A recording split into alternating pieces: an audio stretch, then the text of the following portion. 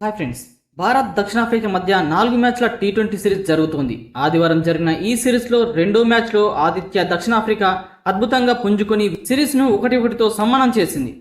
ఆ తర్వాత ఇప్పుడు సూర్యకుమార్ యాదవ్ సేన మూడో టీ20 మ్యాచ్పై దృష్టి సారించింది. ఈ సిరీస్లో ఇరు జట్ల మధ్య మూడో మ్యాచ్ నవంబర్ 11న సెంచురియన్లో జరగనుంది. ఈ మ్యాచ్లో టీమిండియా పునరాగమనం చేయాలని చూస్తోంది.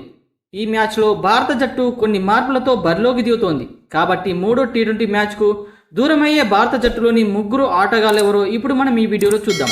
ఇక మొదటి ప్లేయర్ తిలక్ వర్మ. దక్షిణాఫ్రికాతో జరుగుతున్న ఈ టీ20 సిరీస్లో తిలక్ వర్మ బ్యాటింగ్ యూనిట్లో ప్రధాన బ్యాట్స్మెన్గా చోటు దక్కించుకున్నాడు. ఈ సిరీస్లోని తొలి 2 మ్యాచ్ల్లో తిలక్ వర్మ శుభారంభం అందించిన తన ఇన్నింగ్స్ను పెద్దగా ఛేదించలేకపోయాడు.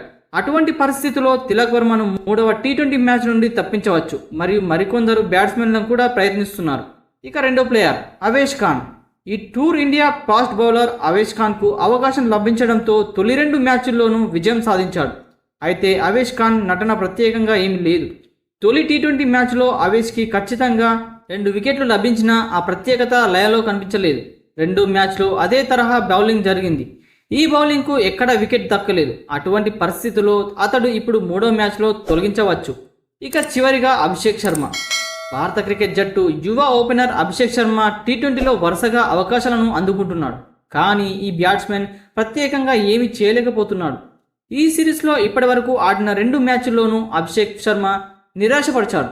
ఇందులో అతడు మొదటి మ్యాచ్లో 7 పరుగులు మాత్రమే చేయగలిగాడు.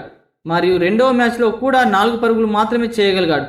ఇప్పుడు మూడో టీ20 మ్యాచ్లో కూడా అదే తరహాలో పెవిలియన్ బాట పడతాడని చాలామంది అనుకుంటున్నారు. ఫ్రెండ్స్, మీరేమనుకుంటున్నారో కామెంట్ బాక్స్లో అయితే కామెంట్ చేయండి.